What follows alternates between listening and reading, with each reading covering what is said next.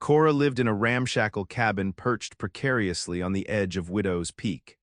It wasn't much to look at, a collection of mismatched planks and scavenged metal, but it was home. More importantly, it was her laboratory. Inside, the cabin was a chaotic symphony of gears, wires, and bubbling concoctions. Strange devices, half-finished and utterly baffling to the uninitiated, cluttered every surface. But Cora knew where everything was, every tool, every ingredient, every potential hazard. The townsfolk of Dust Gulch called her Crazy Cora, a label she wore with a mixture of amusement and disdain. They whispered about her dynamite traps, homemade contraptions scattered around her property that were more likely to scare away rabbits than bandits. These traps were her pride and joy. They weren't just explosives. They were works of art, each designed with a specific purpose in mind, a testament to her unique brand of mad science. One such trap was disguised as a bird feeder. From a distance, it looked innocent enough, a simple wooden box filled with seeds. But a closer inspection would reveal the intricate network of wires and levers hidden within.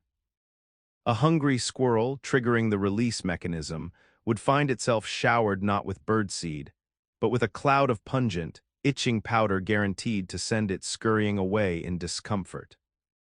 Another trap, cleverly concealed beneath a pile of leaves, was designed to release a cacophony of jarring sounds. A combination of clanging bells, hissing steam, and the amplified squawks of a startled chicken, intended to disorient any unwelcome visitors. Cora wasn't trying to hurt anyone, not really. She just wanted to be left alone. Her inventions were her way of ensuring her peace and quiet, a buffer against the outside world that she found increasingly irritating. The townsfolk, however, saw her traps as a nuisance, a potential danger, and a source of endless amusement. They'd often dare each other to sneak onto her property, hoping to trigger one of her bizarre creations. Most of the time, they ended up covered in flour, soaked in colored water, or chased away by a swarm of angry bees, all harmless, but undeniably embarrassing. Cora, for her part, tolerated their antics with a weary sigh. She understood that they didn't understand. They couldn't grasp the intricate logic behind her inventions, the hours of careful planning and experimentation that went into each one. To them, it was all just crazy, but Cora didn't care. She had her science, her solitude, and her ever-growing collection of oddities. That was all she needed. She spent her days tinkering, inventing, and observing, always learning, always experimenting, always pushing the boundaries of what was possible. She was an island unto herself, a self-sufficient ecosystem of ingenuity and eccentricity, thriving on the fringes of a world that couldn't quite figure her out. And she liked it that way. The snickers and the stares didn't bother her. They were just the background noise to her symphony of science. Let them laugh. She had more important things to do. But even in her isolated world, Cora couldn't completely escape the whispers of the outside. Lately, those whispers had taken a darker turn. The usual gossip about wayward husbands and prize-winning pigs was being replaced by hushed conversations about rustlers. Caravans traveling the trade routes had begun to disappear, leaving behind only scattered debris and chilling tales of masked bandits. The rumors spread like wildfire through Dust Gulch, fueled by fear and uncertainty. Farmers worried about their livestock, merchants fretted about their goods, and even the saloon owner started keeping a closer eye on his whiskey barrels. The town sheriff, a portly man named Clem with a penchant for napping, tried to reassure everyone, but his words rang hollow. He was more accustomed to dealing with petty squabbles than hardened criminals.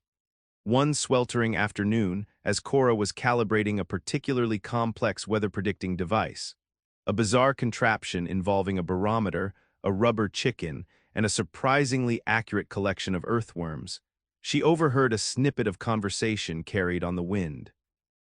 Two weary travelers resting beneath a gnarled oak tree at the edge of her property were discussing the latest caravan attack. "They say they took everything," one of them said, his voice low and gravelly. Wagons, horses, supplies, everything. Not a soul left alive. The other traveler shuddered. And they're getting closer. Heard they're planning to hit the supply caravan heading to Dust Gulch next week. That caravan's carrying medicine, tools, things we desperately need. All this. Cora paused, her wrench suspended in midair. The supply caravan. It was a lifeline for Dust Gulch, bringing in essential goods that kept the town afloat. If it were to fall into the hands of rustlers, the consequences could be devastating. She glanced at her weather-predicting device, a frown creasing her brow. The earthworms were acting particularly agitated, and the rubber chicken looked unusually grim. A plan began to form in Cora's mind. She knew she couldn't stand by and watch as the rustlers descended upon the unsuspecting caravan. She had the skills, the knowledge, and the dynamite traps to do something about it. It wouldn't be easy. The townsfolk would probably laugh her out of town, but Cora didn't care. Sometimes, even a crazy recluse had to do what was right. She carefully set down her wrench, a determined glint in her eye. It was time to put her mad science to good use. The rustlers were in for a very unpleasant surprise. The next morning, Cora prepared for her trek into Dust Gulch. She knew it wouldn't be easy.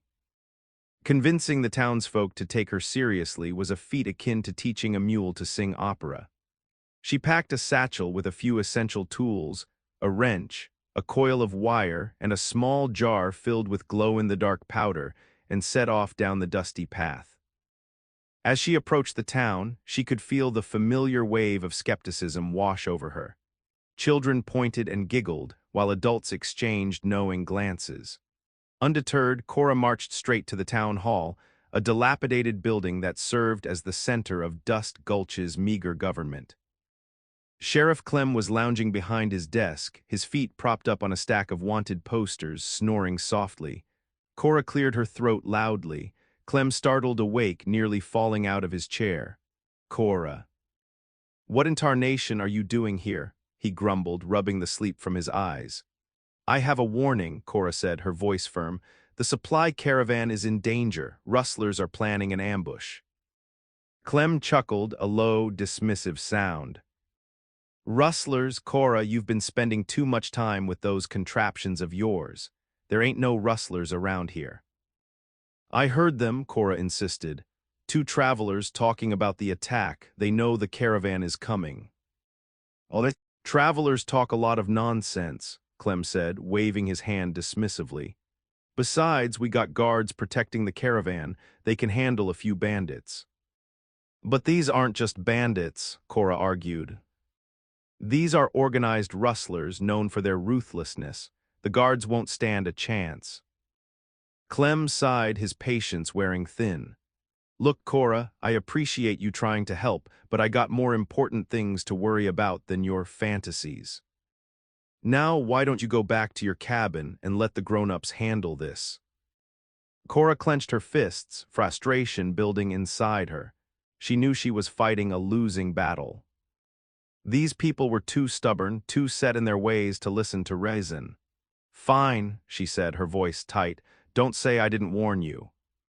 She turned and stormed out of the town hall, the laughter of the townsfolk ringing in her ears. She knew they thought she was crazy, that her warnings were nothing more than the ramblings of a delusional recluse.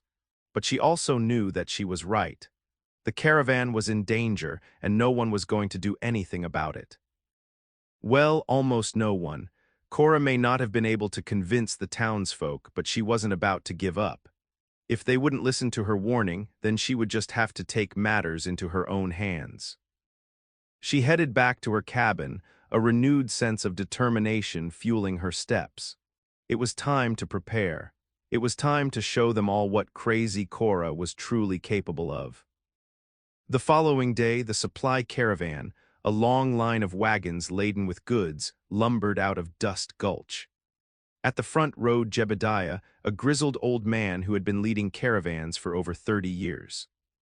Beside him sat young Martha, his granddaughter, her eyes wide with excitement and a hint of nervousness. Bringing up the rear were 4 guards, hired hands armed with rifles and a healthy dose of bravado. They were confident they could handle any trouble that came their way. They had no idea what was in store for them. As the caravan wound its way through the treacherous canyon pass, Cora was already hard at work.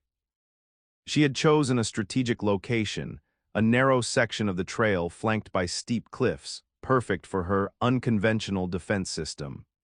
She worked with a frantic energy, her hands moving quickly and efficiently, setting up her traps with meticulous care.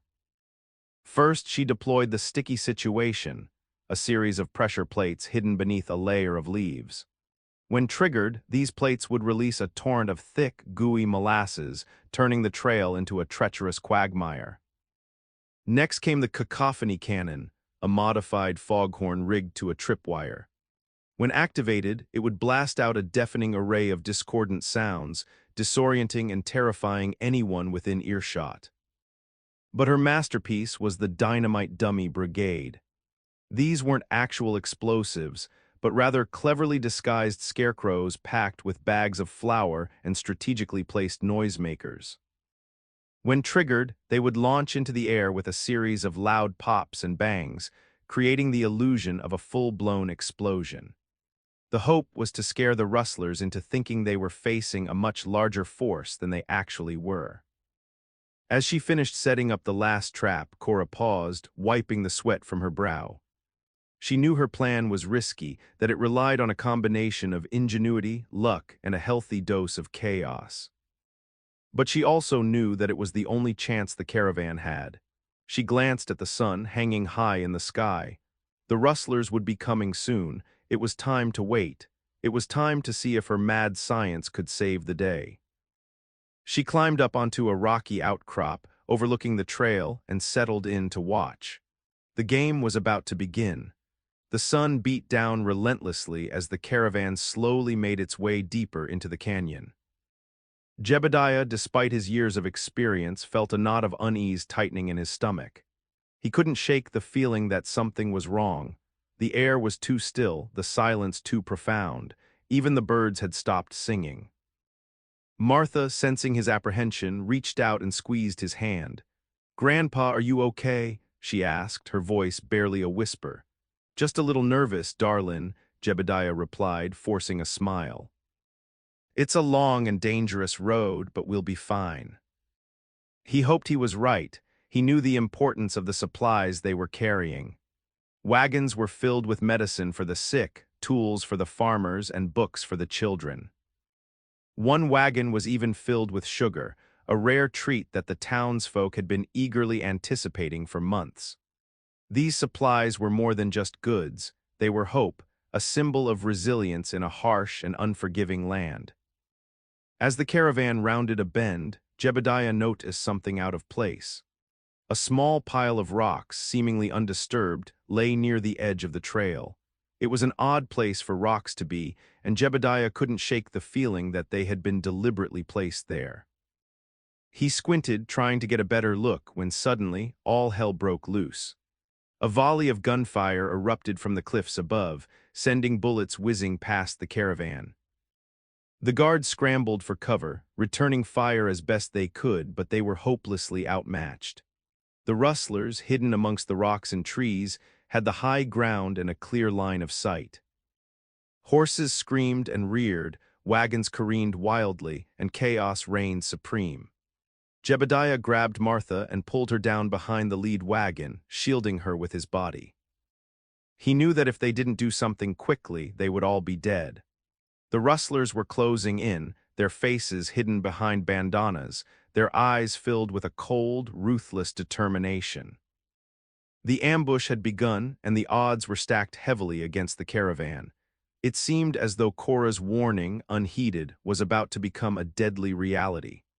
The precious cargo and the lives of those protecting it hung precariously in the balance. Just as the rustlers were preparing to make their final push, a strange whirring sound filled the air.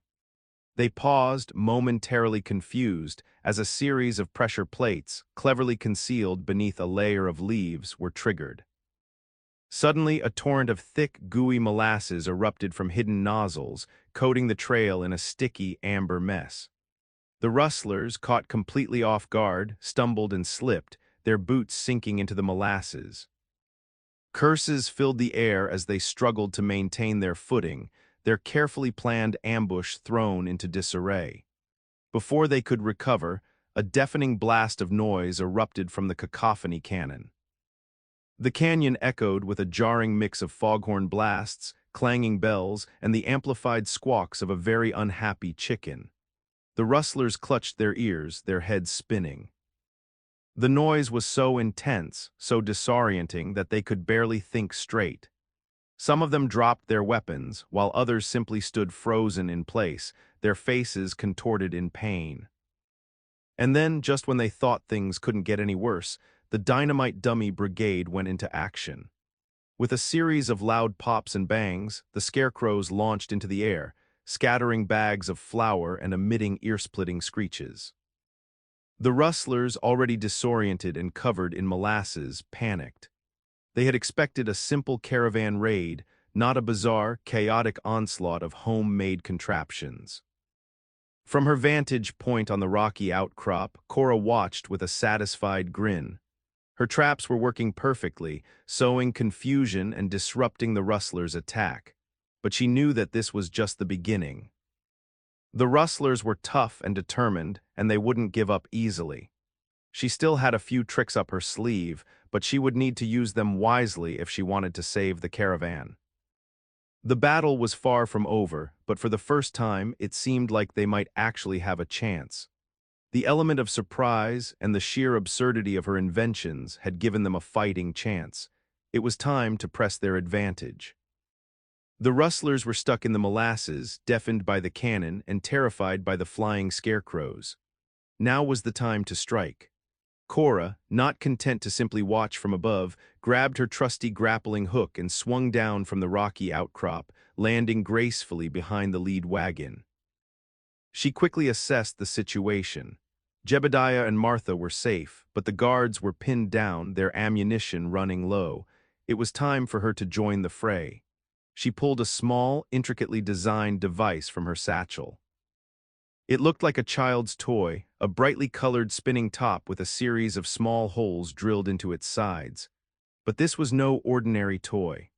This was the Dazzle Distractor, a sound-activated device that emitted a blinding flash of light and a high-pitched whine whenever it detected loud noises. Cora hurled the Dazzle Distractor into the midst of the molasses-covered rustlers. As they continued to shout and curse, the device spun wildly, emitting bursts of light and sound that further disoriented them. They stumbled blindly, swatting at the air, their vision blurred and their ears ringing. Seizing the opportunity, Cora pulled out her next invention, the smokescreen snuffler. This was a modified bellows filled with a mixture of chili powder and finely ground pepper. With a powerful puff, she unleashed a cloud of irritant into the air, causing the rustlers to cough, sneeze, and tear up uncontrollably. The combination of molasses, noise, light, and chili powder proved to be too much for the rustlers. They were no longer a coordinated fighting force, but a disorganized mess of sneezing, stumbling bandits. Jebediah, seeing his chance, grabbed a rifle from one of the fallen guards and began firing, picking off the remaining rustlers one by one. Martha, despite her fear, also sprang into action. She grabbed a bucket of water and began splashing it on the molasses, helping the horses and wagons break free from the sticky trap. The guards, emboldened by Cora's intervention and the rustlers' disarray, renewed their attack, driving the remaining bandits back into the hills. Cora, covered in molasses and chili powder, stood amidst the chaos, a triumphant grin on her face. Her mad science had worked.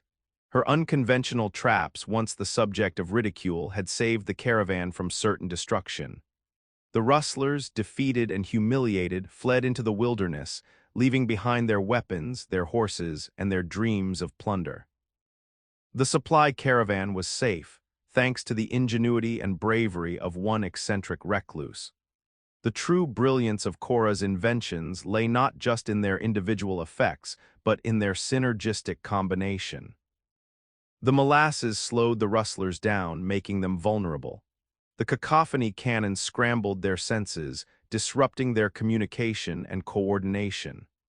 The dynamite dummy brigade played on their fear and uncertainty, making them hesitant to advance. And the dazzle distractor and smokescreen snuffler delivered the final blow, leaving them completely incapacitated. But beyond their practical effectiveness, Cora's traps were also incredibly creative and inventive. The molasses wasn't just any old molasses. It was specially formulated with a secret ingredient that made it extra sticky and difficult to remove. The cacophony cannon wasn't just a foghorn. It was a carefully tuned instrument that emitted a specific range of frequencies designed to maximize discomfort and disorientation. The dynamite dummy brigade wasn't just a collection of scarecrows. Each dummy was rigged with a unique combination of noisemakers, creating a cacophony of sounds that mimicked gunfire and explosions. Even the smokescreen snuffler had a hidden feature. The chili powder and pepper were mixed with a small amount of a harmless but potent itching powder, ensuring that the rustlers would be scratching and uncomfortable for hours after the attack. Cora's inventions weren't just traps. They were works of art, each one a testament to her ingenuity and her understanding of human psychology. She knew that fear, confusion, and discomfort could be just as effective as bullets, and she used that knowledge to create a defense system that was both surprisingly effective and undeniably unique. The rustlers, accustomed to simple ambushes and straightforward gunfights, were completely unprepared for Cora's brand of mad science. They had underestimated her, dismissing her as a crazy recluse with silly inventions. But they had learned their lesson. Cora's traps had turned the tide of the battle, transforming a desperate situation into a resounding victory. The caravan was safe, not because of brute force or superior firepower, but because of the creativity and ingenuity of one remarkable woman. The inventive mayhem she unleashed was a symphony of chaos that left the rustlers battered, bewildered, and utterly defeated. The rustlers' retreat was a sight to behold. Covered in molasses, coughing from chili powder and still dazed from the noise and lights, they scrambled and stumbled their way back into the hills, their initial confidence replaced by a mixture of frustration and humiliation. "This ain't worth it," one of them shouted, his voice hoarse from coughing. "Let's just get out of here." "But the supplies," another protested, his boots sinking deeper into the molasses with every step. "We came all this way for the supplies." "Forget the supplies," the first rustler retorted. "I ain't getting killed by no crazy lady and her, whatever those things were." Their leader, a burly man with a scarred face and a menacing glare, tried to rally his troops, but it was no use. The rustlers had lost their will to fight. Cora's unconventional methods had completely broken their spirit. "We'll be back," the leader shouted, his voice filled with venom. "We'll get you next time, you crazy witch." But his words rang hollow. He knew that they wouldn't be back, not any time soon. They had faced an enemy they couldn't understand, an enemy that fought with ingenuity and creativity rather than brute force. They had underestimated Cora, and they had paid the price. As the last of the rustlers disappeared into the hills, Jebediah let out a sigh of relief. "Well, I'll be," he said, shaking his head in disbelief.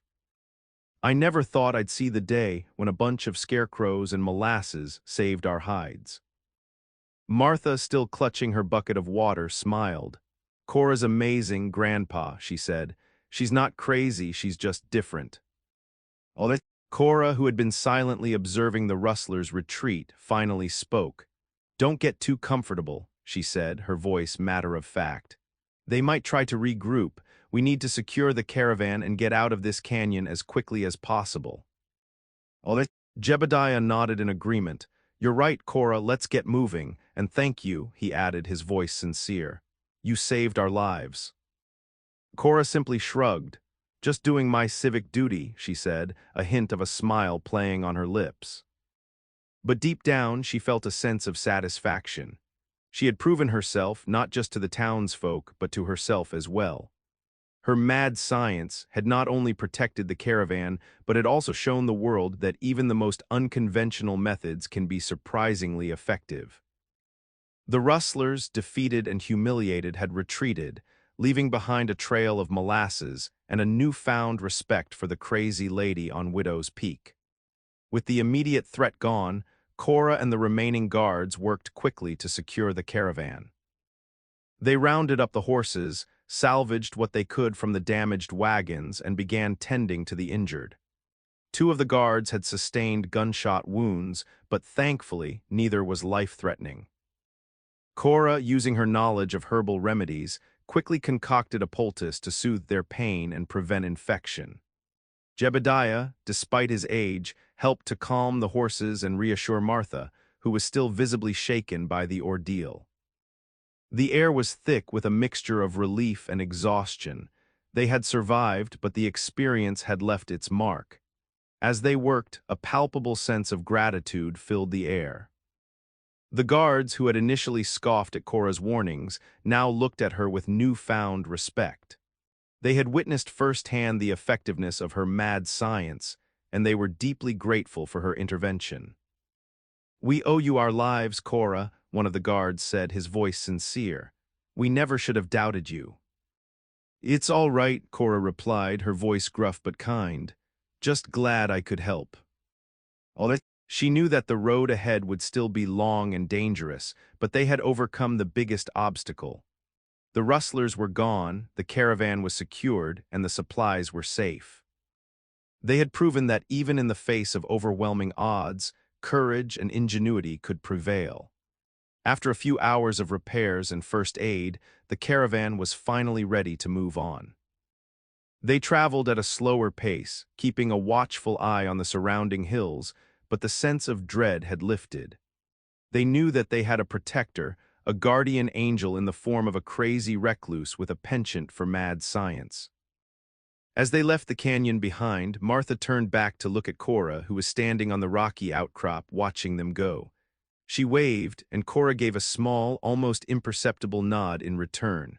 Martha smiled. She knew that Cora would always be there, watching over them, protecting them from whatever dangers lay ahead. The town of Dust Gulch was lucky to have her, even if they didn't always appreciate it. The caravan moved on, carrying not only vital supplies, but also a newfound respect for the woman who had saved them all. The silence of the canyon was broken only by the creaking of the wagons and the distant call of a hawk, a testament to the resilience of the human spirit and the power of unconventional thinking. News of Cora's bravery and ingenuity spread quickly through Dust Gulch, carried on the wind like dandelion seeds. The townsfolk, who had once dismissed her as a crazy recluse, were now buzzing with excitement and admiration. They had heard stories of the molasses pit, the cacophony cannon, and the dynamite dummies, and they couldn't believe that one woman, armed with nothing but her wits and her inventions, had managed to defeat a band of hardened rustlers. When the caravan finally limped back into town, battered but safe, the townsfolk were there to greet them, cheering and waving. Jebediah, with Martha by his side, recounted the events of the ambush, praising Cora's bravery and the effectiveness of her traps. Sheriff Clem, his face red with embarrassment, stood silently in the background, shifting his weight from one foot to the other. As Jebediah finished his story, a hush fell over the crowd. All eyes turned towards Widow's Peak, where Cora's ramshackle cabin stood silhouetted against the setting sun. Slowly, tentatively, the townsfolk began to make their way up the dusty path, their hearts filled with a mixture of guilt and gratitude. When they reached Cora's cabin, they found her tinkering on a new invention, a strange contraption involving a weather vane, a collection of mirrors, and a very large magnifying glass. She looked up, her eyes widening in surprise as she saw the crowd gathered outside her door. "What's all this, then?" she asked, her voice gruff but not unkind. Sheriff Clem stepped forward, his hat in his hands. "Cora," he said, his voice humble, "we came to thank you. We misjudged you. We didn't believe your warning and we laughed at your inventions. But you saved the caravan and you saved our town. We're sorry. A murmur of agreement rippled through the crowd. One by one, the townsfolk stepped forward, offering their thanks and apologies. They brought gifts of food, tools, and even a new set of gears for her inventions. They had finally realized that Cora wasn't crazy. She was just different, and her difference was what made her so valuable. Cora, overwhelmed by the outpouring of gratitude, simply nodded, a rare smile gracing her lips. She didn't need their thanks, but she appreciated their acknowledgement. She knew that she would never truly fit in, but she was finally accepted, not just tolerated, but respected and appreciated for who she was. From that day forward, Cora was no longer known as Crazy Cora, but as Cora the Ingenious, the eccentric recluse who had saved Dust Gulch from certain doom. She continued to live in her cabin on Widow's Peak, tinkering on her inventions and observing the world with a knowing smile. She was still different, still unconventional, but she was no longer alone. The townsfolk had learned to appreciate her unique talents, and they knew that they could always count on her to protect them from whatever dangers lay ahead. In the final scene, Cora is seen back in her workshop. The faint sounds of gears turning and bubbling liquids fill the air. A new invention is taking shape, a fantastical device with no clear purpose. Cora pauses, wipes a smudge of grease from her cheek, and looks out the window towards the town below. A faint smile plays on her lips. She is still an eccentric recluse, but now she is also a hero. She turns back to her work, her eyes sparkling with mischief and ingenuity. The world may not understand her, but that's all right. She has her science, her solitude, and her newfound respect, and that's all that matters.